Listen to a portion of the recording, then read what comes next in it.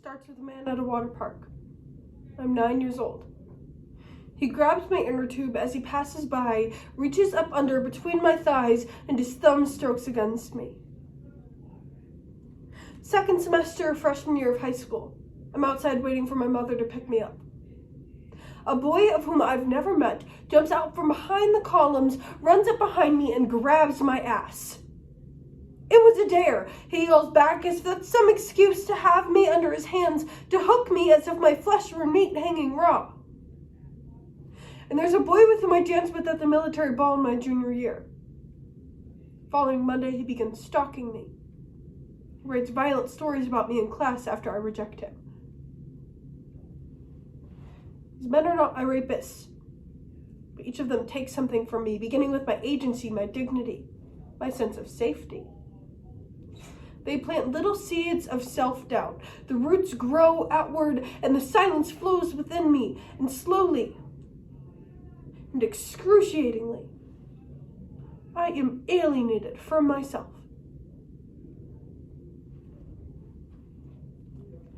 In her 2018 speech, Senator Susan Collins said that she took Brett Kavanaugh at his word that he would not overturn Roe v. Wade.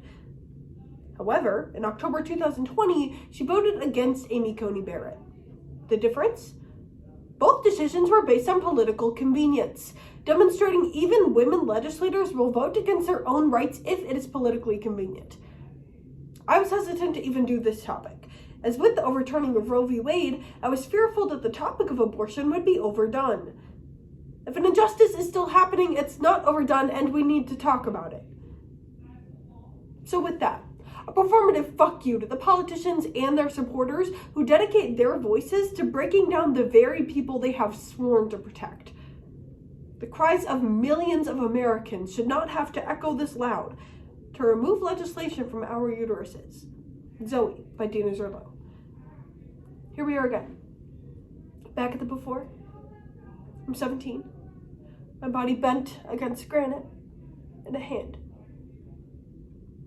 And not my own. All 10 fingers dug in like claws, wrapping around my throat, pushing down my shorts with the same hands that occasionally brushed against my own when it reached for a pencil or a piece of gum. I don't know how we got here.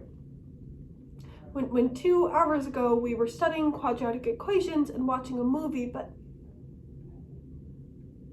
when the hand crept down the inseam of my shorts, I knew something bad was about to happen. It was a gut instinct. I became pregnant from this rape, but I wouldn't know until it was far too late. I lost weight. It's not uncommon for me to go months without a cycle because I'm an athlete and I have a hormonal disorder that I would not know about for 10 more years. I walk, and I speak, and I smile. But some part of me is convinced that I died that night in the kitchen. I have a constant, repeated compulsion to climb atop a skyscraper and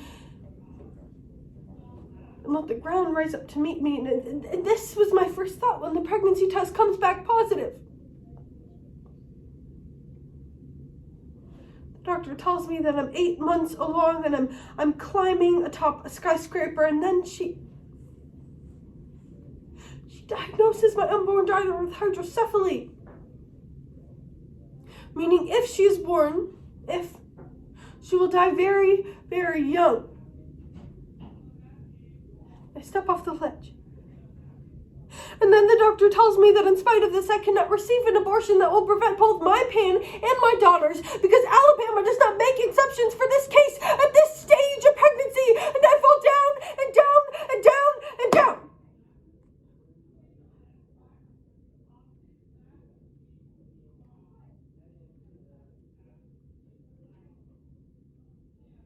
Birth to Zoe on October 27th, 2005. She doesn't cry, but she lives, and she breathes. We waited to see if she would die, but when they finally bring her over to me, I see she has my red hair. And she's beautiful.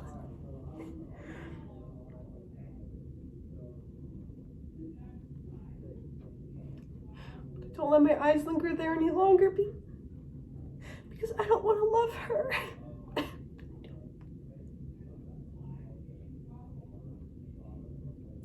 But I love her anyway.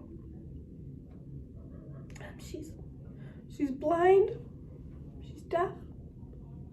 Unable to suck. She's already dying just as we all are from the moment of her birth, but Zoe does it so much faster.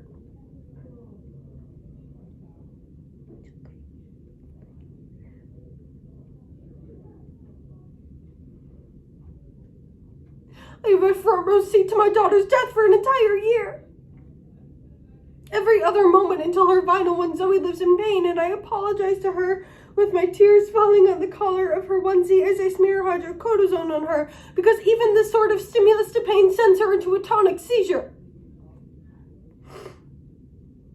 She has to have a vein placed along the IV in her skull because every other vein collapses as soon as it's touched.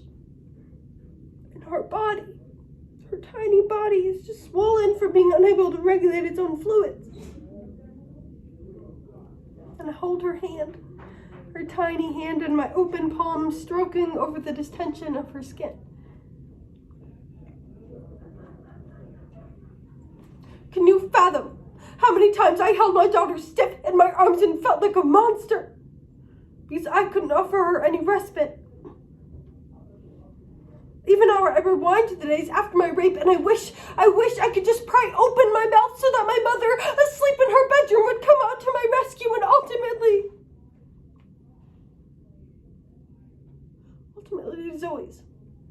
to Zoe's rescue.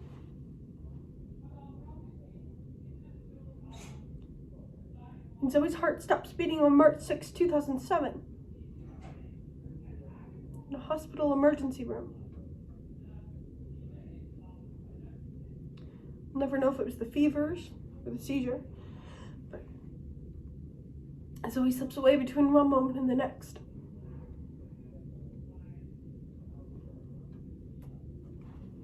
That night I stand in the kitchen, the same kitchen, the epicenter of my silence, wondering how much I would have to take to go to sleep and never wake up.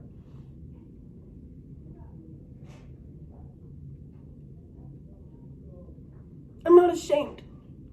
I'm not ashamed to have said if I had been given the option of a later term abortion, I would have taken it.